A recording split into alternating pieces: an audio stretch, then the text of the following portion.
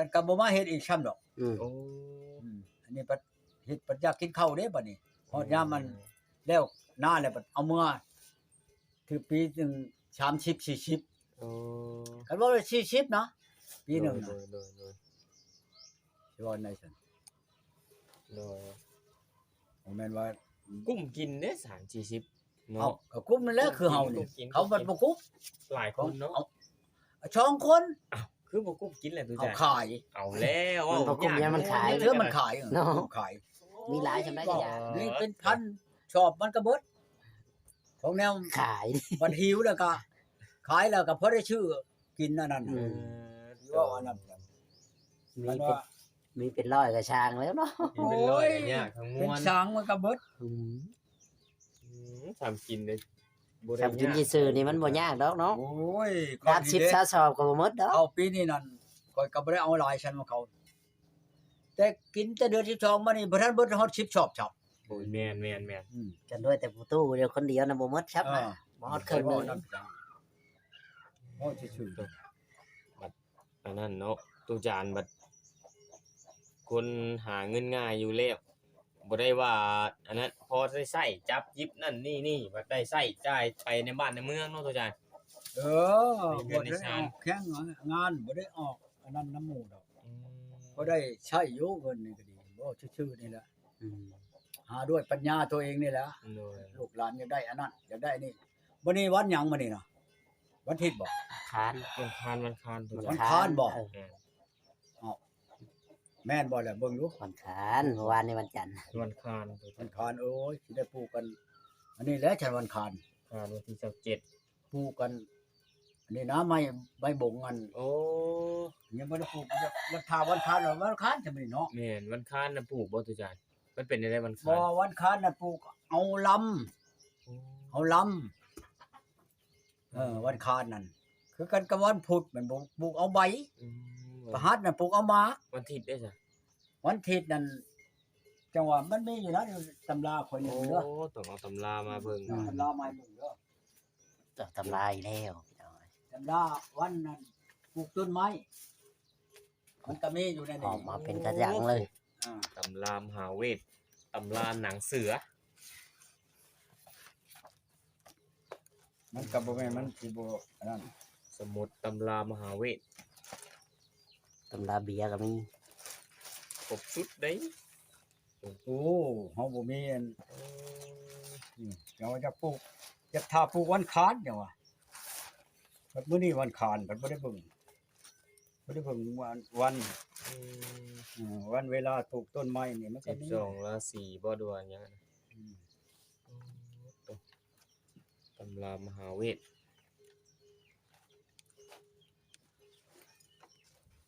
มีบ่ตุจานวันคานเนี่ยมันพัวหมากโรคนาที่ตุจานวันคานเนี่ยพัวหมากโรคนา เจ้าว่าเบิ่งซะก่อนเจ้าว่าเจ้าแม่นเบอร์บ่ แม่น นี่คอยหักคนใกล้บ้าน เอาเลย วันพุธมีมาลาบ่เสาร์วันพฤหัสหมัดไปเหงาถึงปลาย แพทย์ก็มีกระทา เกิด เชิญ หลายชุดยิง วันเสาร์ก้านกิ่งลำงาม ถ้าอยากได้ลำน่ะต้องผูกวันเสาร์ตุจาน วันเสาร์บ่ ก้านกิ่งลำงาม เจ้าว่าคอยกันลืมเลยนะครับ วันอาทิต ใช้ ย์ อัน หาเหงาบ่ดี แพทย์นี่ก็ว่าธรรมดา ตำราที่ว่าอันนี้ มีตำราคือกัน วันปลูกต้นไม้เนาะ ก็แพทย์นี่ไม่ธรรมดาเลยพี่น้อง จะอยู่ในนี้ โอ้ จะใช้บ่นี่ บ่ เพ แม่นมัน ราะว่าวันคาน โอ้ ผู้ฉันบอกถูกเอาอันลำต้น วันเสาร์ก้าน เสาร์ กิ่งแม่นก้านกิ่งลำงาม ขายมาแล้วบัดนี้อันนั้นน่ะจึงบ่ได้ปลูกกัน โอ้ โมโนมาให้ตั้งแต่เท่าไรมื้อเลย บ่ได้ไปขอนะบ่น้องมาปลูกเนาะต้นไม้เพิ่นหลายเด้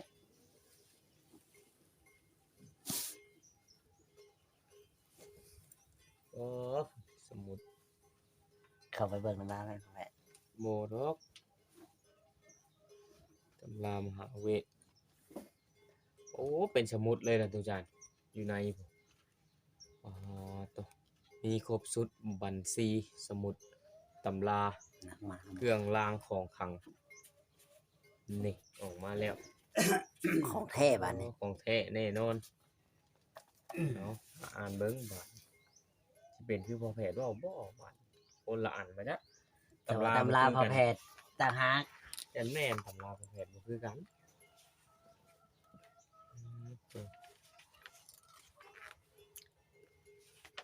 มันปลูกพืชปลูกต้นไม้ตุจานสิเฮ็ดหยังต้องเฮ็ดตามตำราคักแน่เนาะตุจานเนาะ อืม แบบนี้แหละ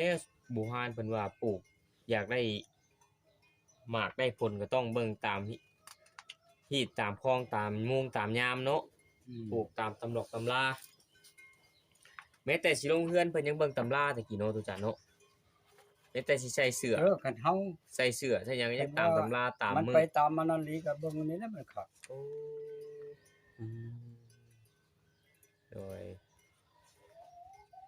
นิสัยมันมีอยู่ดอกมันว่ากับเพิ่นว่า อืม วันเวลาปลูกต้นไม้นะอยู่นี่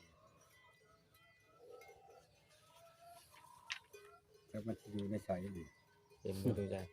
เจ็บโพเรื่อยๆเลยพอแพทย์ มีแต่คาถาได้นี่ ป๊อดตัวมีแต่ปึกคาถา อืม อันนี้ไปพิมพ์ให้จ้างเขาพิมพ์ไว้บ่ตุจาน มันพิมพ์ตัวทำออกเป็นตัวลาวนี่ ตะกี้ในใบลานบ่นี่ตะกี้นี่ ในเวลาน่ะ โอ้ก็ปีออกจากใบลานมาสู่อ่าสมุดพี่น้องเอ้ยเนาะพิมพ์ไว้ พอเขียนที่จักเท่าไรปีจังได้ครบนี่นะ เขียนเอง เขียนเองแล้ว อ๋อ เขียนออกแต่เวลานี่ อืม โอ้ได้ธรรมดาใช้เวลาเขียนเองว่าซั่น เขียนทีละใบแล้วก็ไปพิมพ์ ใส่ดีบัดนี้ เห็นบ่บาดนี้สายตายังดีเด้อ่านตัวหนังสือยังได้เซ้ยดูจานเห็นหุงเห็นเฮือง ตาแจ้งตาใสกินหยังเด้นี่คือตาแจ้งตาใสเนาะโอ้บ่เห็นซะบาดนี้แม่นบ่ตัวจานอ่านบ่ทั่วไปจัก นี่อันหมู่เจ้าอันผู้มักเล่นนั่น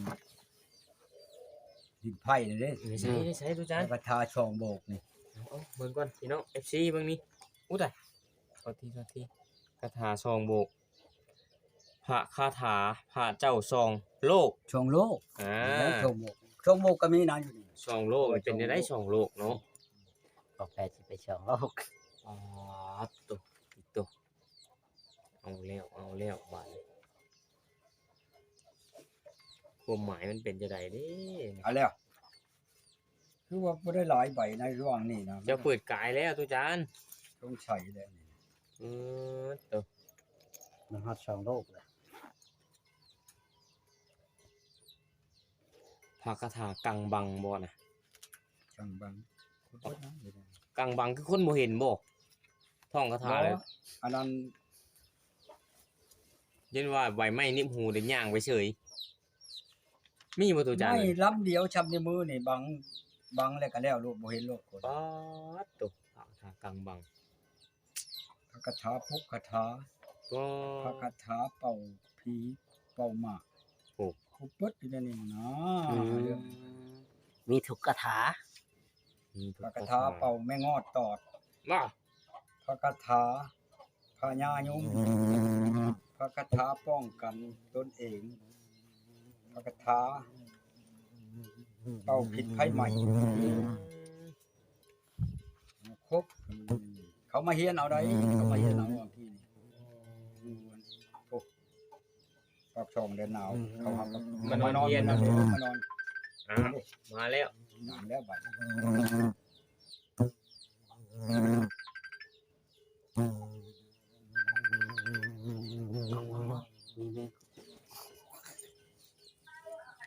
เนาะในใดสบายดีในใด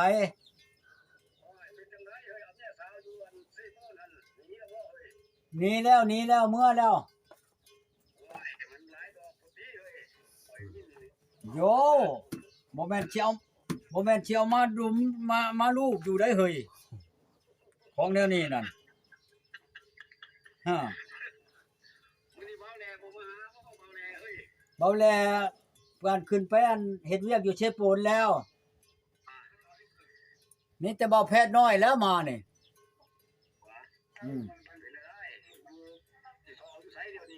ฮะเอาบ่ได้มีบ่อนเอาแล้วหาให้นะแม่โอ้ไก่กระชงลงมาสิให้ดอกชิ้นเปลืองค่ารถค่าล่างน่ะมาเอาอยู่ปลายทางพี่รถก็ได้เห็นบ่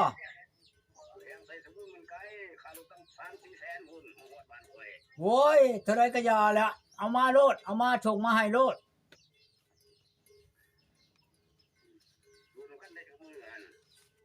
8 มื้อเอ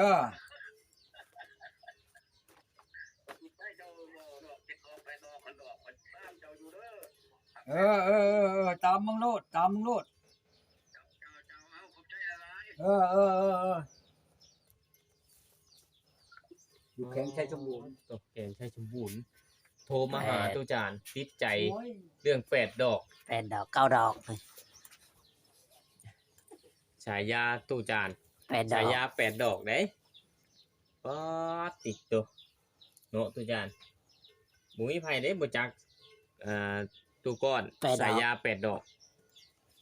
ไผบ่จักนี่แม่น เข้าบ่ถึงเนาะ เซยเฮงนี่เนาะตู้จานเนาะบ่จักเจ้านี่ตัวบ่ธรรมดา ขนาดคนผู้เจ้าไปชื่อเครื่องเพิ่นก็ยังเบิ่งเด้ตู้จานเด้ยคนอยู่เชโนผู้เจ้าพาเมียไปชื่อเสื้อผ้าเพิ่นก็ยังเบิ่งเด้เพิ่นคอมเมนต์เข้ามาอยู่เด้บ่ธรรมดาเด้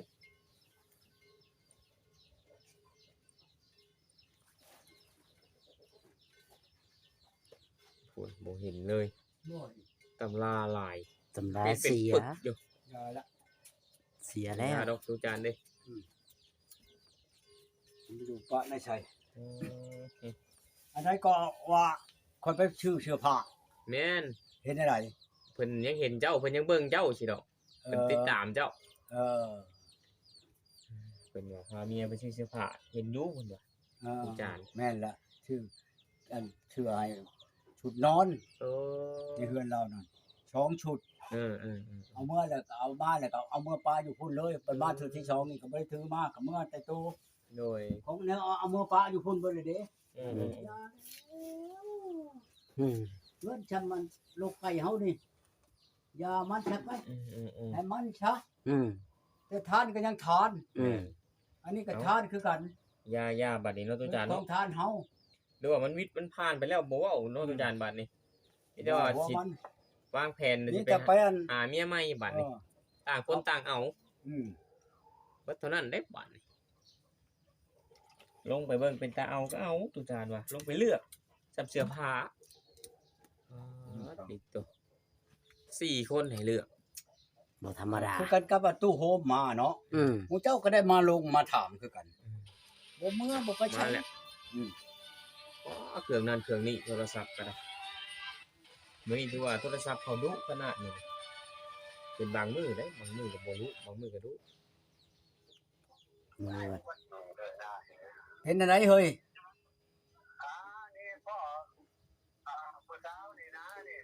ให้ใช้ล่ะ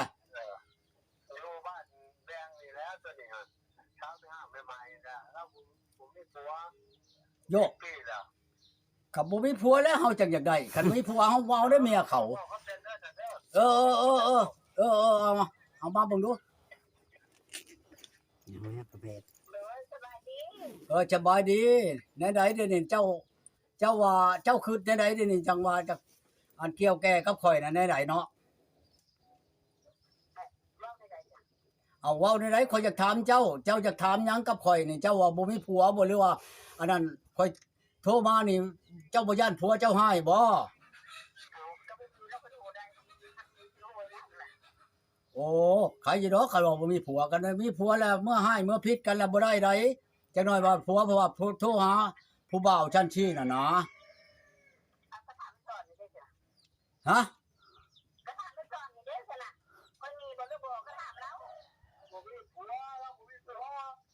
เราอยู่บ้านใดเฮ้ยเราอยู่เห็นบ่เฮาจะถามเราแล้วเราอยู่บ้านใดเอ้าของแท้บ่เฮ้ยบ่ของแท้บ่นี่หรือว่าของปลอมมือฮะข้อยอยากถามเจ้าน่ะมือเท่าไรแล้วนี่มือสองหรือมือสาม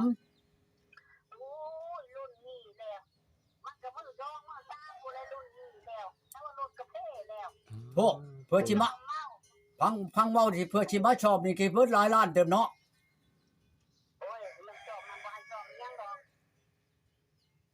โยเครื่องชอบ